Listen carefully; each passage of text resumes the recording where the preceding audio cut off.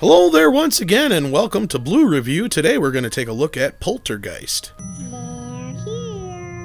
The summer of 1982 was known as the Summer of Spielberg, as two of the biggest hits of the year came from the man himself, and they came out right next to each other. One was about to become the highest grossing movie of all time, a place it would hold for over a decade, E.T. of course, and not long after, a similar yet different picture, Poltergeist, was released. Directed by Tobe Hooper, but most famously with a story, and produced by the movie god himself, Spielberg. Hooper, best known for Texas Chainsaw Massacre, is credited as director, but many would argue that he co-directed at best, as Spielberg was on the set all but a few days of shooting, along with a supposed curse that plagues the series. Not since The Exorcist has there been a film series mired in such controversy of the paranormal kind. There's a little bit of argument considering the untimely deaths of many people involved over the years, but one could only hope it's coincidence. Beyond that, is the movie any good? Well, the story is about your average American family living in what appears to be your average suburban house in a quiet California neighborhood. Quiet until some strange disturbances start to cause a bit of concern. Things really get out of hand when the family's youngest member, Carol Ann, played by the late Heather O'Rourke, disappears, seemingly sucked into the family TV set, as she screams for help from beyond. Parents, portrayed by fairly unknown at the time Jo Beth Williams and Craig T. Nelson, avoid police and go straight to the paranormal investigators to help them retrieve their daughter from the other side. The effects are amazing and the scares are genuine. Spielberg's storytelling shines through. It does feel like one of his films more so than a Hooper film. Zelda Rubinstein steals the show as Tangina as well.